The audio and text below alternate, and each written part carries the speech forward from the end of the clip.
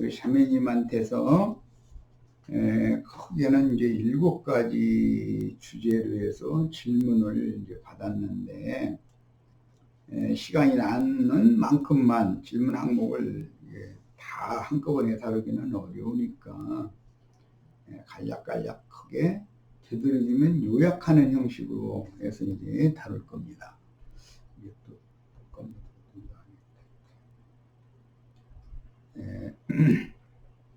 첫 번째 질문 내용은 불신 상태인 사람, 예를 들자면 유산된 아이나 그 다음에 어떤 연유로 복음을 듣지 못하고 복음이 전해지기 전에 이방인으로 살던 사람은 그때 살다가 죽었는데 그 사람이 구원을 받을 거냐 못 받을 거냐, 이것과 이제 관계가 있는 말입니다. 이 말은 하나님은 모든 사람을 구원하시기를 원하시고 모든 사람을 반면에 심판하실 수 있는 근거를 가지고 계신 분이에요. 이것을 이해를 하기 위해서는 먼저 하나님이 정한 때와 기한에 맞추는 시대에 따른 하나님의 행정을 알 필요가 있는데, 로마서 2장에 보면 믿지 않는 자들은 양심의 법에 따라서, 즉 마음에 새긴 율법에 따라서 심판을 한다고 되어 있어요. 그리고 말씀을 먼저 받은 유대인들은 신의 산 율법을 그들은 지키니까 율법에 따라서 심판을 할 거다라고 되어 있어요. 그 다음에 이제 복음이 전파되어진 신약시대 사람들은 믿음의 법에 따라서 심판을 받아요. 그러니까 모든 불신자들은 양심의 법에 따라서, 즉 마음에 새긴 율법에 따라서 심판을 받는 거예요. 말씀을 먼저 받은 유대인들은 그 율법으로 구원도 받지만 그 율법으로 심판도 받는 거예요. 자, 이것은 첫 아담 세계 사람들은, 첫 번째는 무죄 시대 사람들이에요. 아담을 땅의 흙으로 빚으시고 그 옆구리에서 태필된 여자를 지어서 부부의 관계를 맺게 하셨을 때, 아직 선악을 알게 하는 나무 실과를 따먹기 전의 아담 부부는 죄인이 아니에요. 그럼 무죄 시대 사람들이죠. 죄가 아직 없는 거예요. 율법, 법이 없으면 죄 없는 거예요. 법을 위반해야 범법자가 되기 때문에 죄인이 되는 거예요. 그래서 최초의 아담 부부는 죄인들이 아니었었다라는 것부터 성경은 시작을 합니다.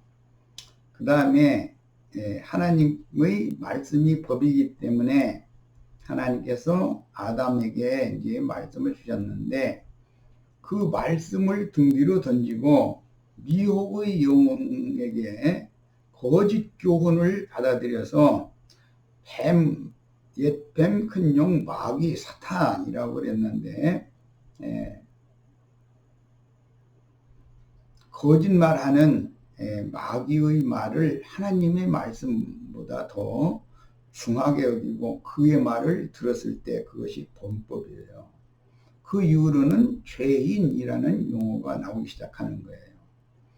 자, 그러니까 하나님의 말씀이 주어지기 전에 단순히 땅의 흙으로 지어서 코에 생기를 불어넣어서 산혼, 우리 한글 로마교의 번역에 따라서 한글 번역에는 산영이라고 했는데, 그거는 하이 네페시라는 그 히브리어는 산혼이라는 뜻이에요. 여기에서 우리가 이제 첨언을 하자면, 사람은 어떤 것을 사고하고 받아들이고 판단하고 배척하고 뭘 결정해서 받아들이든 안 받아들이든 하는 것은 사람은 마음이라고 하는 그릇 속에 혼기능을 넣어주셔서 생각, 감정, 의지가 있고 그 마음의 중심은 영이라고 하는 속그릇을 또 지어주셨는데 그 영의 중심 기능은 양심 부분이에요. 뿐만 아니라 아주 중요한 건 신과의 교통을 나누는 부분이에요. 이 두 가지가 있고 그 다음에는 영감을 받을 수 있는 것은 사람밖에 없어요. 하나님은 영이기 때문에 사람은 하나님의 말씀을 들을 때 영으로 듣고 마음에 빛이 비춰져서 깨달아가면서 들어야 되는 거예요. 그런데 하나님의 말씀을 만홀히 여기고 가볍게 여기고 오히려 미혹의 영인 마귀의 말을 중하게 받아들이는 것이 범법의 원인이 됐다라는 걸 잘 생각해야 됩니다. 그래서 지금 다시 지금까지 소원의 말씀을 잘 기본적으로 이해를 하셔야 될 필요가 있는 것은 사람이 그 누구든지 마음에 새긴 율법을 다 받는 거예요. 그것은 선악을 알게 하는 나무 실과를 따먹게 했다는 거예요. 그것은 그 선악을 아는 지식의 열매를 먹는 것은 사람의 마음 속에 선한 것, 악한 것을 알고 분별하는 그런 지식을 누렸다는 뜻이에요. 원문은 선악을 알게 하는 나무라고 되어 있는데 선악을 아는 지식의 나무입니다. 어떤 지식은 그 사람을 하나님의 생명에서 멀어지게 할 수 있죠. 끊어지게 할 수가 있고 어떤 지식은 하나님께로부터 끊어졌던 사람을 하나님께로 다시 되돌려서 하나님과 화합시켜서 하나님께로 돌아오게 할 수가 있어요. 예수님은 모든 사람을 회개시켜서 죄인들을 회개시켜서 하나님의 것으로 되돌리는 일을 하러 오셨어요. 그것을 성경에 구속이라고 그래요. 성경에는 구속이라는 용어도 있고 구원이라는 용어가 있어요. 구속은 예수의 핏부림이 이제 핵심이고 그 다음에 구원은 말씀의 물로 끊임없이 씻는 거예요. 그래서 사람은 쉽게 더럽힘을 당하기가 쉽다. 세상의 영에 의해서 접촉을 않고 살 수가 없기 때문에 그 사는 생애 동안에 세상의 영을 접촉하면 영적으로 영이 더럽혀지고 마음이 영이 더럽혀져서 하나님께 버림을 받으면 마음은 썩고 부패하게 되는 것이 인간이에요. 사람의 구주에 대한 깊은 인식을 할 필요가 있습니다. 자, 그 다음에는 이처럼 그러면 복음이 전파되기 전에 율법 말씀은 히브리인들에게만 주었기 때문에 이방인으로 살다가 간 사람들은 어떻게 할 거냐 이런 문제가 이제 나오는 거예요. 오늘 질문은 근원이 거기에서 온 거예요. 불신 상태로 사후에 들어간 영혼을 위해서 사람을 창조하신 창조자께 후손이 그 영혼을 구원해 달라고 간절히 구하면 하나님이 그 영혼을 불쌍히 여길 수 있지 않겠냐. 그 영혼도 구원하실 수 있지 않겠냐. 이제 이런 생각이에요. 이거는 많은 걸 이제 생각을 해볼 필요가 있는데 욥기는 사실은 아브라함보다 약간 먼저 세대의 사람이었기 때문에 아브라함의 아버지 데라의 아버지 나홀이죠. 그 나홀이나 데라의 대를 살던 사람이에요. 그때는 다 천여 년을 가까이 살던 시대이기 때문에 욥이라는 사람은 동방 사람이었었지만, 동방이라는 건 오늘날 말하면 바단 아람 지역 사람이다라는 말이에요. 유브라데스 강과 티그리스 강 유역에 하란성이 있고 나홀성이 있고, 그 큰 강을 건너 남쪽으로 팔레스타인 땅으로 가는 길처에는 우르라고 하는 곳이 있는데, 그 우르라고 하는 것도 다 셈족이 지배하고 거주하던 지역이에요. 그 세 지역을 잘 이해하고 있어야 됩니다. 아브라함의 조상은 셈이고, 쭉 올라가면 셈의 후예가 이제 아브라함인데, 아브라함의 그 남자의 족보가 계보가 있고, 아브라함의 아내된 사라의 친정 계보가 있어요. 그것은 하란성 사람들과 나홀성 사람들은 히브리인들의 대대로 배필 관계예요. 첫 아담과 하와의 배필 관계를 아까 잠깐 소개하고, 무죄 시대가 있었고 범법한 이후의 시대가 있었고, 짐승을 잡아서 피를 흘리고 짐승 가죽으로 아담 부부가 스스로 해 입었던 모아바나무 이파리의 치마를 벗겨버리고 짐승 가죽으로 새 옷을 해서 입힌 말씀이 아담 시대에 있었어요. 아담 시대에 세 단계가 있었어요. 무죄 시대가 있었고, 범법 시대가 있었고, 구속받은 은혜로 피로 구속받은 시대가 있어요. 자, 이것을 반복하는 것이 이제 성경의 구속사의 흐름인데, 노아의 때를 거쳐서 아브람 때로 흘러가는 이야기를 했고, 지금 아브라함의 그 계보가 셈족의 후예로서 하란성을 쌓은 사람이 데라의 맏아들이 하란이에요. 그러나 하란은 맏아들이었지만 죽었고, 하란성에서 죽었고, 둘째 아들인 아브라함이 장자가 되는 이야기로 이제 장자권의 이동 이야기가 여기에 이제 암시가 되는데, 창세기에서 구속받기 전의 아담은 땅에서 취한 흙사람 아담을 말하는 것이고, 그 아담은 범죄를 할 수밖에 없어요.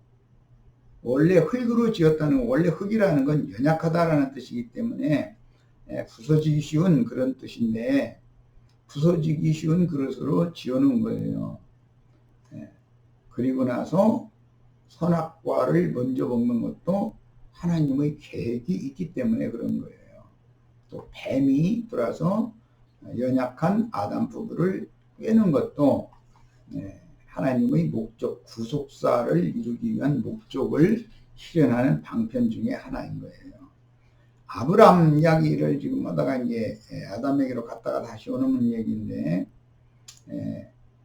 아브람은 본래는 장자가 아니고 형인 하란과 나이 차이가 아주 굉장히 많이 나요. 하란의 딸이 아브라함의 동생인 데라의 아내가 되어요. 그러니까 데라는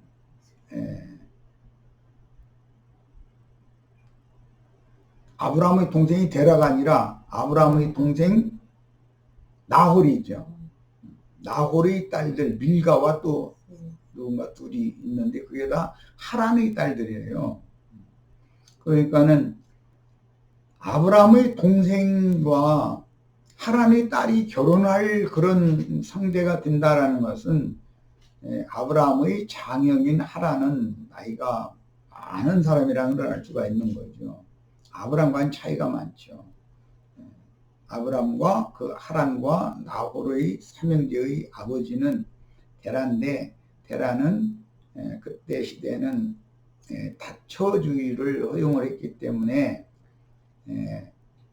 아마 사라도 이복누이라는 성경 기록이 나옵니다. 그러니까 테라의 어떤 후처나 혹은 첫 자손일 것이다 라는 것을 우리는 이복누이라고 했으니까 가늠을 할 수가 있고, 이처럼 그 사라의 조상들은 나홀성 사람들이었었고 아브라함의 조상들은 하란성 사람들이었다라는 건 기본적으로 알고 있어야 돼요. 이것은 그리스도와 교회에 대한 예표가 되기 때문에 성경을 볼 땐 이런 큰 관점을 가지고서 관통해서 보는 포괄적인 눈이 열릴 필요가 있습니다.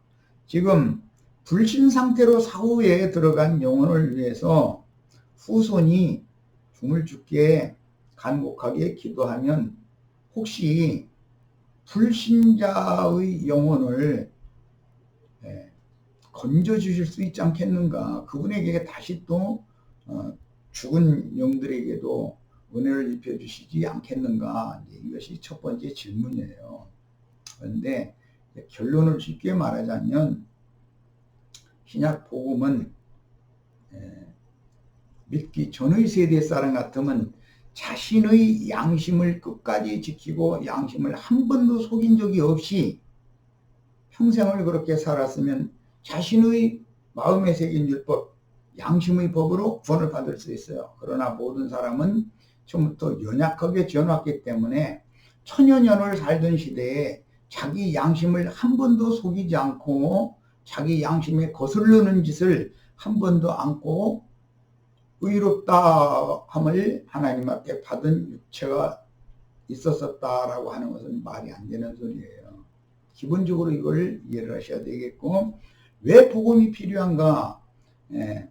아담이 범죄했을 때 짐승을 잡아서 피를 흘리고 그 짐승의 가죽으로 옷을 해서 입힌 것은 훗날 모세의 시내산 율법에서 제사장 된 자들이 속죄 제물을 받았을 때 소나 염소나 양으로 받을 때 그 가죽을 제사장이 갖도록 되어 있어요.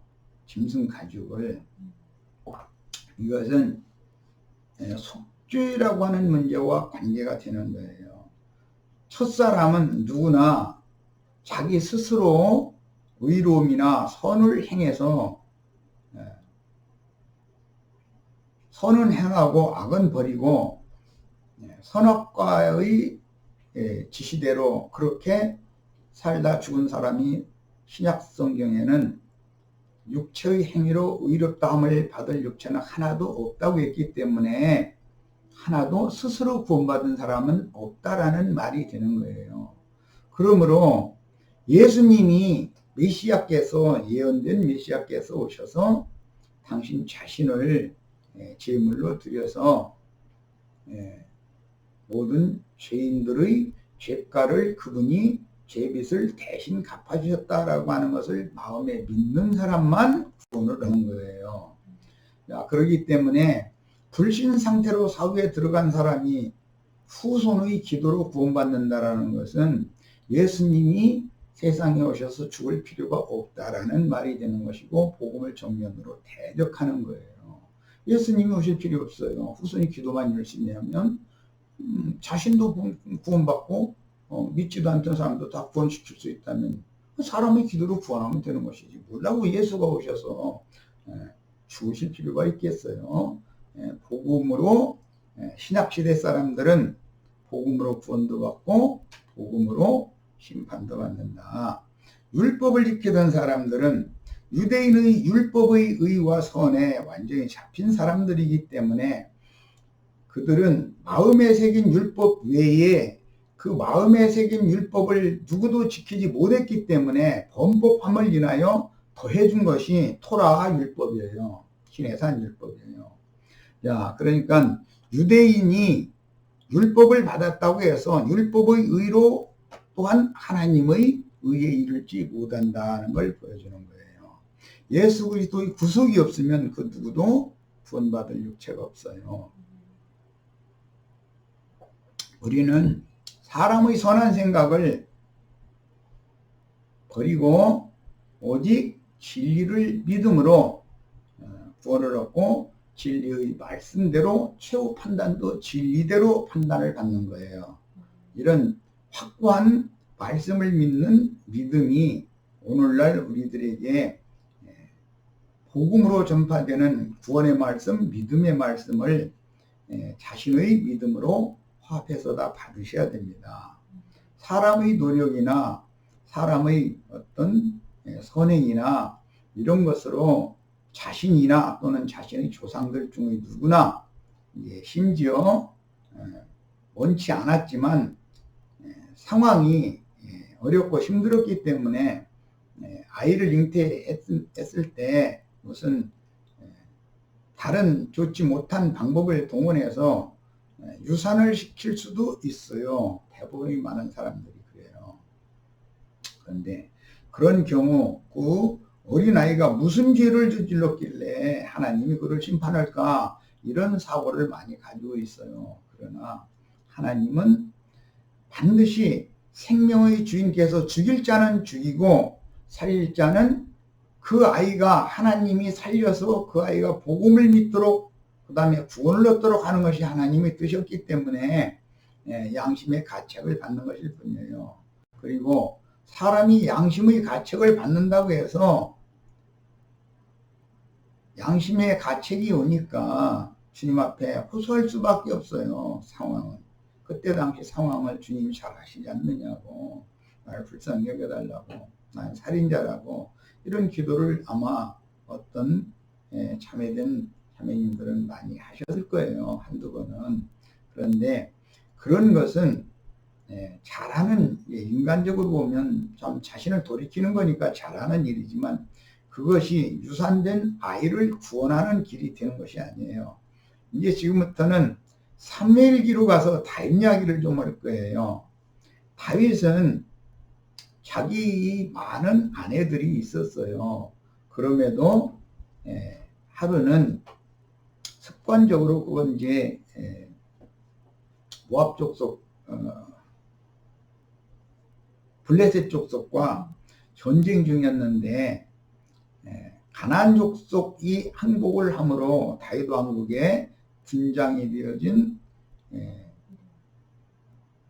누구였죠?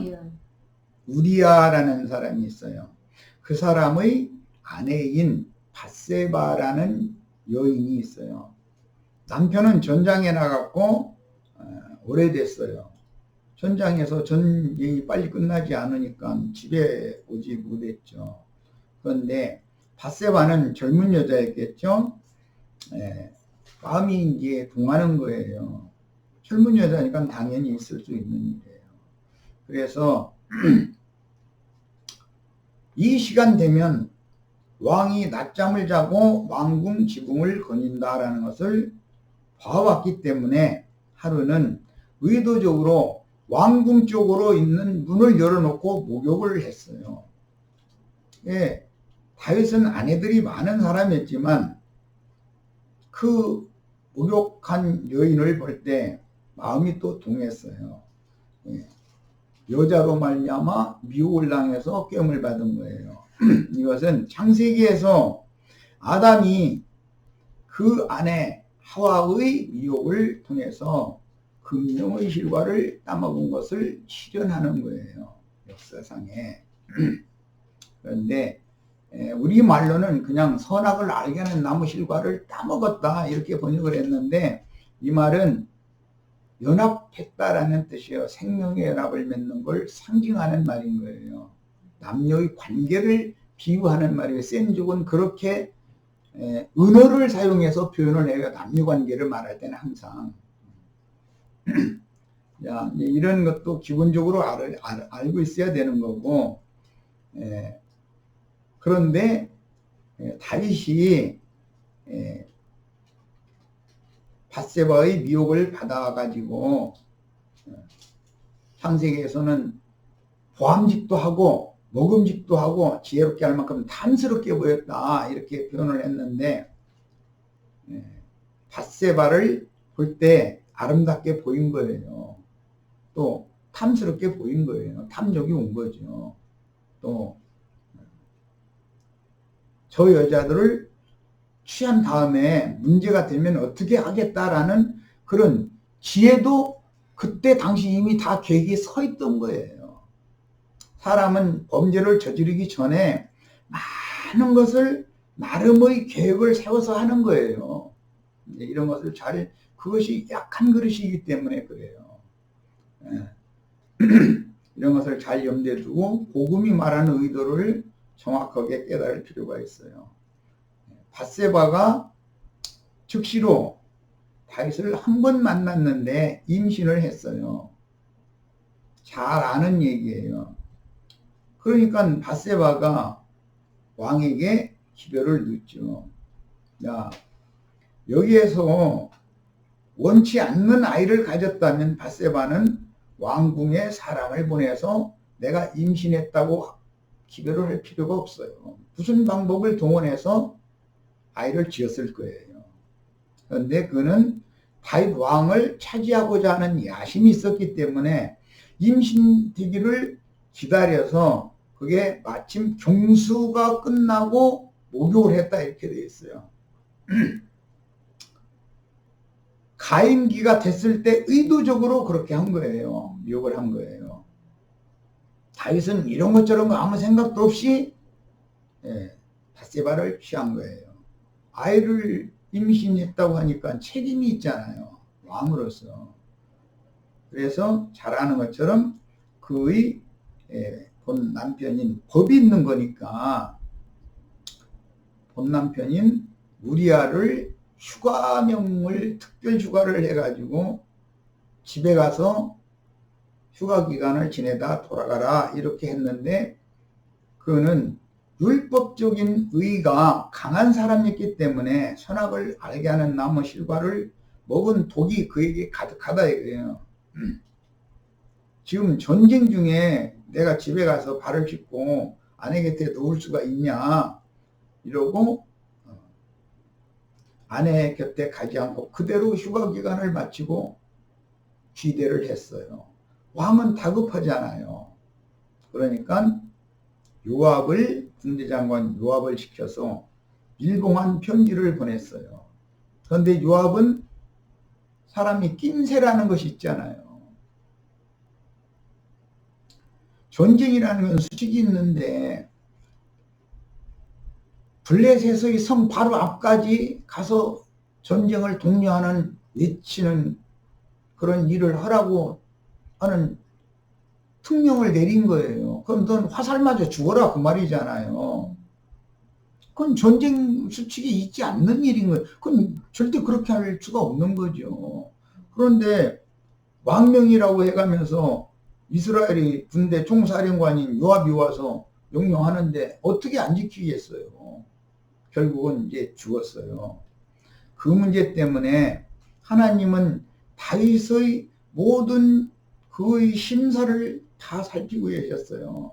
하나님은 사람의 외모로 보시는 분이 아니고 사람의 중심을 늘 살펴요.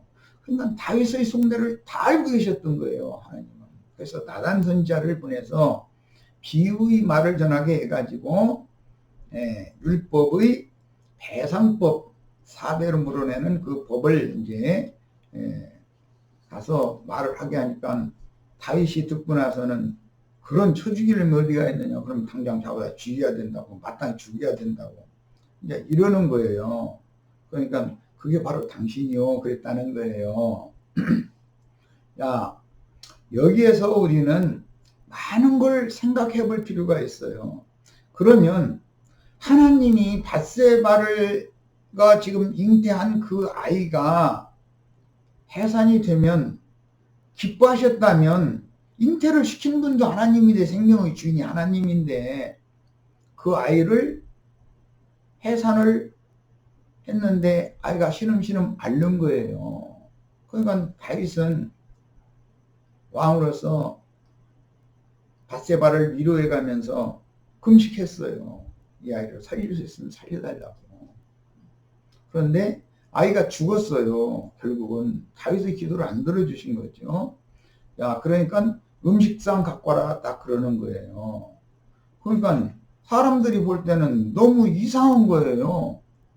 아니, 아이가 죽었으면 오히려 금식을 해야 되고, 아플 때는 밥 먹어도 괜찮지만, 죽은 다음에 금식을 해야 맞는데, 왜 살아있을 때는 금식하다가 애가 죽으니까는 밥 차려오라 해서 밥을 먹냐. 참, 알 수 없는 일이다. 그런데, 다윗은 그렇게 했어요. 그래서 우리는 많은 것을 생각해 봐야 돼요.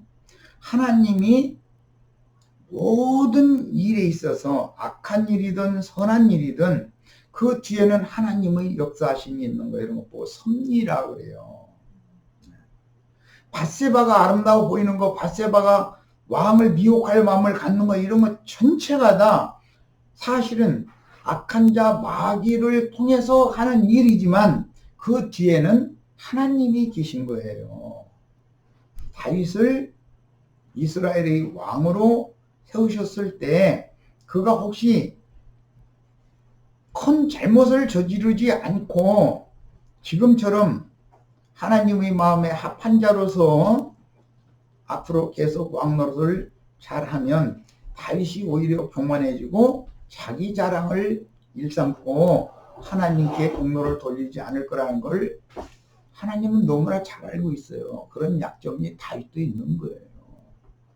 사람은 얼마든지 교만해질 수 있는 걸 알고 있었어요. 그래서 다윗에게 사탄의 사자를 그 일생에 함께하게 하기 위한 방편으로 하나님이 이런 일을 저지른 거예요. 자, 그러면 아이가 예를 들어서 죽고 사는 문제는 하나님의 손에 있는 것이고 하나님의 계획대로 되는 거예요. 자, 이제 이것을 우리 인생사에 이제 접목을 시켜봅니다. 내가 어떻게 생활은 굉장히 어려운데 아이를 기를 힘이 없는데 임산을 했어요. 그러면 고심고심 하다가 유산을 인위적으로 시킬 수도 있어요.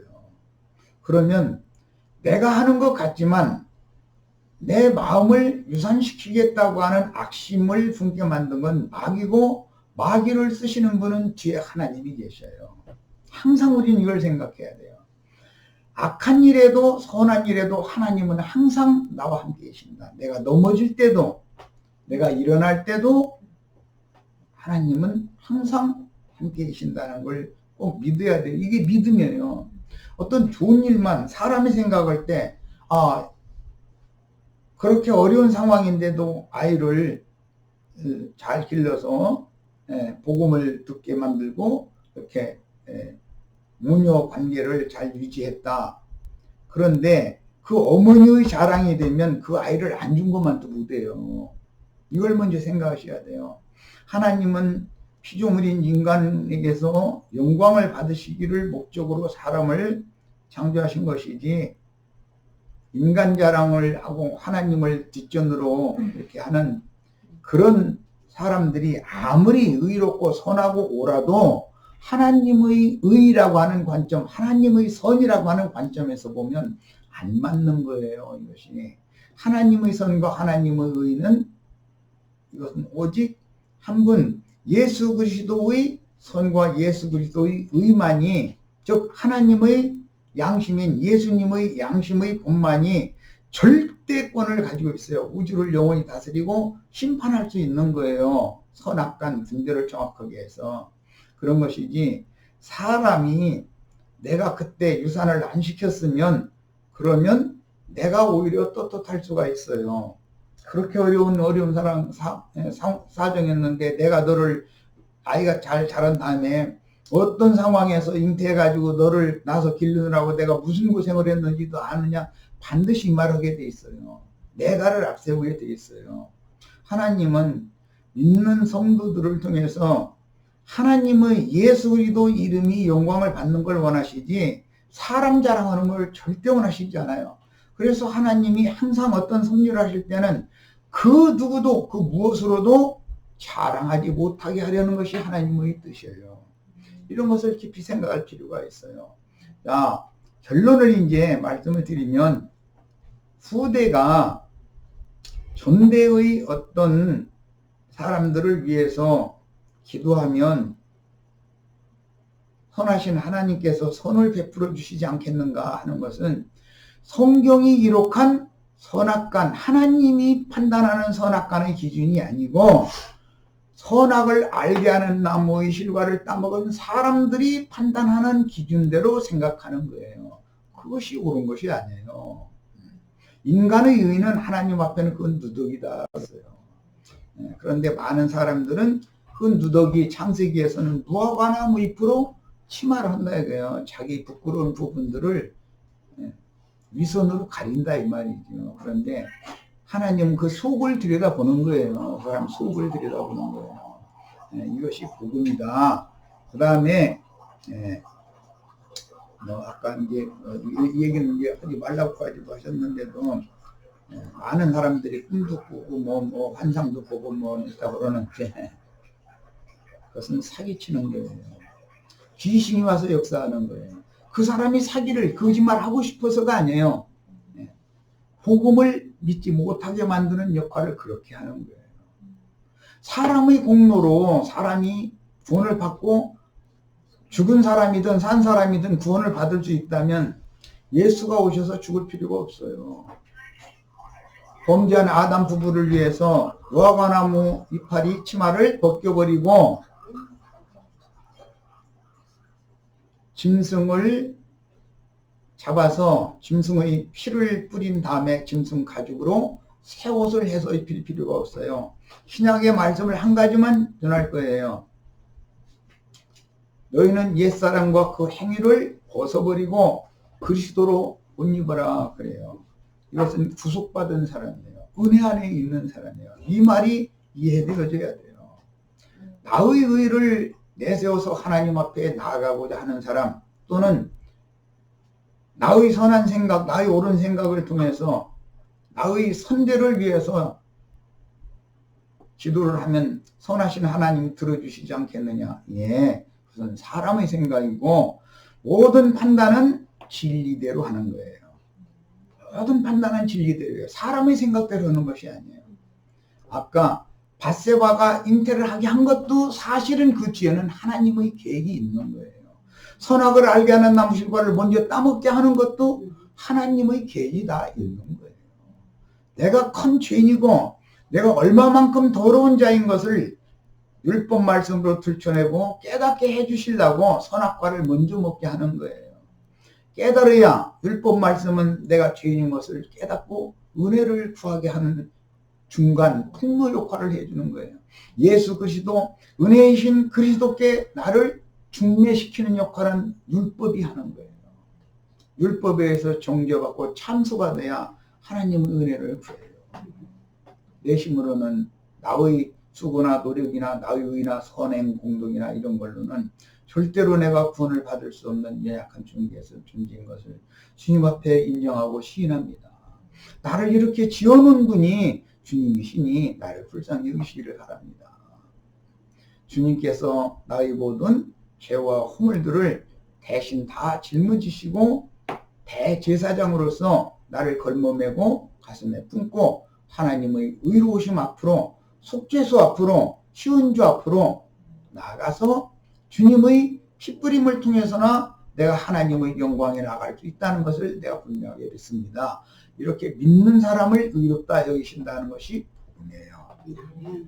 사람의 의를 의지하려고 하시면 안 됩니다. 사람의 선을 절대로 내세우려고 하시면 안 돼요. 안 되는 거예요. 자, 이 문제는 여기까지 할 겁니다. 그 다음에 이제 아까 베드로전서 3장 18절에서 20절 이야기가 영들의 옥 이야기가 나와서 거기는 이제 성경으로 증거를 할 겁니다. 예, 그 영들의 옥이라는 용어는 필라케라고 그래요. 감옥이라는 용어는. 예. 그런데 자, 베드로전서 3장 18절로 20절 특히 3장 20절을 다 찾아서 읽겠습니다. 18절부터 읽어야 되는 거예요. 베드로전서 3장 18절부터 20절까지 읽겠습니다. 그리스도께서 단번에 죄를 아니라 죄들을 정확한 번역이 필요해요. 또는 범죄들을 위하여 죽으사 의인으로서 예수 그리스도는 유일한 한 분의 무죄하신 죄를 알도 못하시는 의인이죠. 네. 말씀이 육신이 되신 그분만이 의인이에요. 의인으로서 불의한 자 아담 세계에 있는 모든 사람을 대신해서 심판을 받으셨다. 그래요. 불의한 자를 대신하셨으니 이는 우리를 구속받은 사람이죠. 네. 복음이 믿어진 사람이지 사람의 선과 의를 가지고 하나님의 영광에 나가려고 하는 사람이 아니에요. 복음을 믿은 사람이에요. 우리를 하나님 앞으로 인도하려 하십니다. 육체로는 죽임을 당하시고 영으로는 살리심을 받으셨으니 그가 또한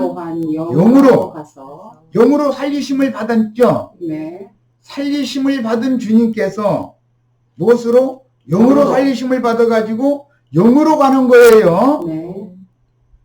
육신으로 세상에 오셨을 때가 아니에요. 네. 부활하신 다음 얘기예요. 네. 살려주는 영이 되신 다음 얘기를 하는 거예요. 그런데 이런 구절을 기독교계에 유명하다고 하는 사람들이나 어떤 목사들이 예수님이 장사 되신 것이 이것을 말한다 이렇게 말하고 있어요. 육체로는 죽임을 당하시고 무덤에 장사되셨다가 영으로 살리심을 받은 후에 영으로 살리심을 받은 영으로 가는 거예요. 어디에 가요? 자, 영으로는 살리심을 받으셨으니 그가 또한 영으로 가서 살리심 받은 영이에요. 부활하신 예수예요. 옥에 있는 영들에게 선포하시니라. 이번 번역은 선포 아주 정확하게 번역을 잘했어요. 뭘 선포했느냐? 너희는 나를 무지한 나를 정죄하여 죽였지만 하나님은 나를 이와 같이 살리셨다라고 선포를 하는 거예요. 야, 이게 사도행전 2장에 베드로가 말씀 전한 내용을 여기서 반복하는 거예요. 베드로의 말이 아니에요. 육체로는 죽임을 당하시고 영으로는 살리심을 받으신 예수 그리스도께서 베드로와 11 제자들에게 그 영을 부어주시니까 베드로와 11 제자들이 나가서 이렇게 선포를 한 거예요. 너희가 너희를 위하여 보내신 생명의 주를 배척하더니 너희 손으로 생명의 주를 죽였도다. 베드로가 한 말이죠. 사도행전 2장에서 4장 사이에 나오는 말이에요. 자, 사도행전 2장으로 이제 가겠습니다. 뭐든지 성경을 읽을 때는 자기가 필요한 어떤 한 구절만 쏙 빼서 읽고 이렇게 읽는 그런 걸 설교하고 이런 사람들은 큰일 날 사람들이에요. 그런 사람들이 말을 잘못 들으면 큰일 납니다. 성경이라는 것은 앞에 나온 말씀을, 구약 말씀을 신약에서 인용하고 앞에 나온 말씀을 뒤에 재인용을 해서 확대 해석하고 확정을 해주는 거예요. 성경의 구조는 항상 이렇게 되어 있어요. 항상 사람의 말도 선이 있으면 본론이 있고 결론이 있어요. 창세기가 있으면 그 다음에 본론 얘기로 쭉 나가고 계시록에 결론 얘기가 있어요. 항상 성경은 이렇게 되어 있어요. 어떤 장절을 읽을 때도 어떤 한 절 어디에서 여기서도 조금 이사야 선지자 그 이미 예언했죠. 거짓 선지자들이 하는 주법은 뭐라 하겠어요? 여기서도 조금 저기서도 조금 하나님의 말씀을 전해서 사람들을 전부 구렁텅이에 빠뜨린다는 거예요. 그렇게 하면 안 되는 거예요. 말씀이라는 것은 흐름이 있기 때문에 어떤 말이 뒤에 나오면 이 말은 앞에 어디에서 인용하는가를 찾아봐야만 아는 거예요. 왜 그 말을 그럼 이 시점에서 인용을 할까? 이렇게 이해를 해야만 하나님 앞에 계시를 받아서 모든 진리 가운데로 인도를 받는 것이지 부분적인 진리를 가지고서 주장하면 많은 사람들을 구덩텅이에 떨어뜨릴 수밖에 없어요. 예배당 목사들이 약점이 보여요. 제목 설교라고 그래요. 이번 주일에는 어디에서 엉뚱한 책에서 몇 장 몇 절 한두 절 뽑아서 설교하고 다음 주에는 또 엉뚱한 데서 또 뽑아서 설교해요. 예배당을 30년 40년 다녀도 진리를 몰라요. 여기서 조금 저기서 조금 이렇게 해가지고는 성경의 흐름을 모르기 때문에 생수라고 하는 것은 성령이라고 하는 것은 흘러가는 거예요. 당연히 동산 중앙에서 생명수의 샘이 솟구쳐 나오기 시작해서 동산을 적시고 땅의 사방으로 흘러가더라 그랬어요. 그것은 예수 그리스도의 성령이 오시면 그 예수 그리스도 하나님의 영은 사람들, 죄인들 있는 모든 곳으로 다 흘러 들어갈 것을 상징하는 거예요. 야, 베드로가 4장에 그 말을 하나? 내 지금 너희가 생명의 주를 죽였도다 그 말이 뭐 내가 물어본 거니 지체들이 먼저 찾을 일이 없지. 베드로의 그 증거가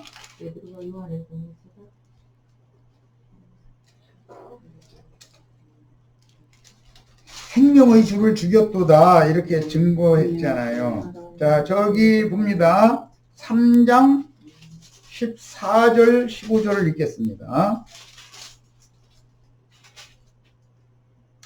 3장 13절부터 읽습니다. 아브라함과 이삭과 야곱의 하나님 곧 우리 조상의 하나님이 아까 그 조상 얘기를 했기 때문에 이 구절을 꼭 읽고 넘어가겠다 싶어서 이거 의도적으로 읽는 거예요. 그의 종 예수를 영화롭게 하셨느니라. 그의 종 예수를 영화롭게 했다는 말은 육체로는 죽임을 당하시고 영으로는 살리심을 받아서 영광에 들어간 상태를 말하는 거예요. 너희가 그를 넘겨주고 유대인들이죠. 오순절 지키러 지금 예루살렘 성전에 모인 자들이죠. 그들이 예루살렘 성전이 옥이죠. 네. 예루살렘 성전이 귀신의 저수잖아요. 네. 이 밴드라의 독사의 새끼들아 한 사람들이 거기서 자리 잡고 있잖아요. 영들의 옥이 어디예요? 예루살렘 성전이에요. 예루살렘 성전이 귀신의 저수가 됐단 말이에요. 지금 이 성경을 함부로 해석하면 안 된다는 걸 지금 말씀드리고 싶어서 얘기하는 거예요. 아브라함과 이삭과 야곱의 하나님 곧 우리 하나님의 하나님, 우리 조상의 하나님이 그의 종 예수를 영화롭게 하셨느니라. 너희가 그를 넘겨주고 누구한테 넘겨줬어요? 빌라도한테 넘겨줬죠? 빌라도가 도와주기로 결단한 것을 너희가 그 앞에서 거부하였으니 너희가 거룩하고 의로운 일을 거부하고 도리어 살인한 사람을 도와주기를 구하여. 살인한 사람이 바라바였죠? 네. 뭘 죽였도다? 생명의 주를 죽였도다.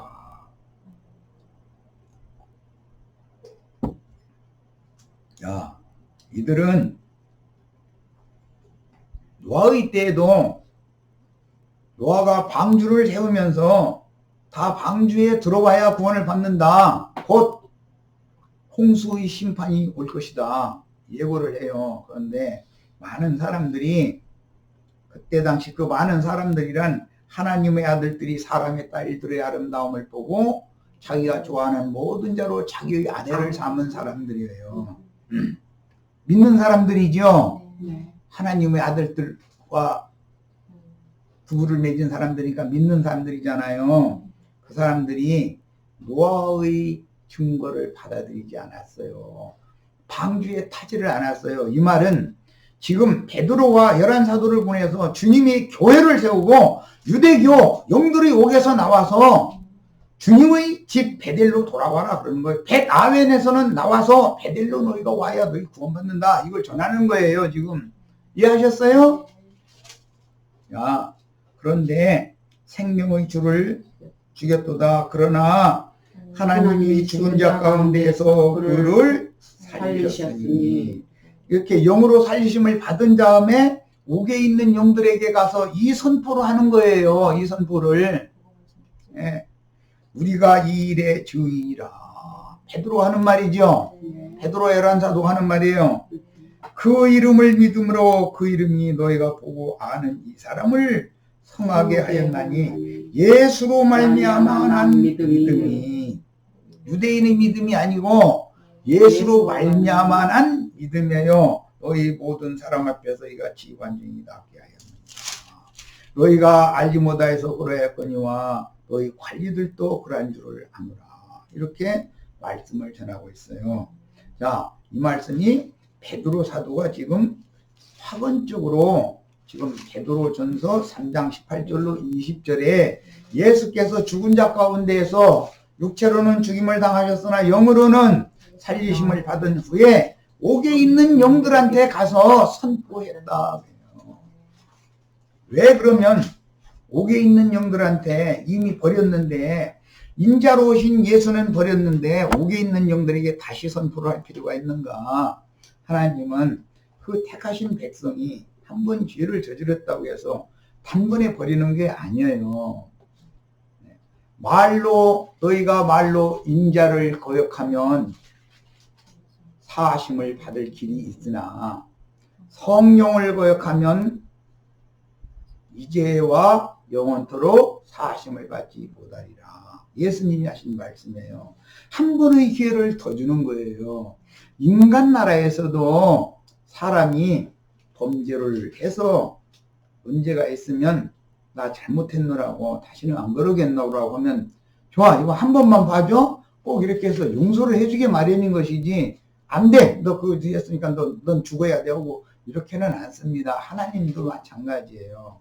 사람으로 오신 예수 육체로 오신 예수는 그들의 죄를 지고 죽을 모양으로 오셨기 때문에 인자 예수의 말을 거역하면 사함받을 수가 있어요. 어떻게? 성령의 증거를 받아들이면 돼요. 지금 죽은 자 가운데서 영으로 살리심을 받은 예수 그리스도께서 영으로 지휘자들 속에 임하셔서 지휘자들을 통해서 성령이 말하게 하시는 것을 증거하는 거예요. 그거 예언이라고 그래요. 아까 이제 어떤 질문 중에 예언은 뭐냐고 이런 질문도 나왔는데, 예. 사도행전 2장 1절로 3절 사이에 보면 성령이 임한 지휘자들이 자신들이 말을 했다고 되어 있지 않고 사도행전 2장 1절부터 3절 읽겠습니다. 자, 우리 형제 자매님들이 읽습니다.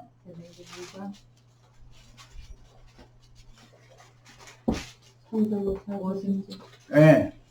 오순절날이 이미 예, 읽습니다. 나같이 한 곳에 모였더니 우연히 하늘로부터 급하고 강한 바람 소리 같은 소리가 있어 그들이 앉아서 온 집에 가득하며 마치 불의 혀처럼 갈라지는 것들이 그들에게 보여 각 사람 위에 하나씩 임하여 있더니 예. 그들이 다 성령의 충만함을 받고 예. 성령이 말하게 붙여놓습니다. 거기는. 하시니까 자, 그들이 다 성령의 충만함을 받고 성령이 그들의 말을 했다. 성령이 말하게 하심을 따라서 말을 했다. 성령의 말하게 하심을 따라서. 예. 자, 이건 시간이 됐기 때문에 50분이 넘었는데 너무 기름 자료도 안 올라오고 그러니까 일단은 여기까지 해서 마치도록 합니다. 그리고 이어나갈 거예요. 잠깐 더 할 겁니다. 자, 잠깐 쉽니다.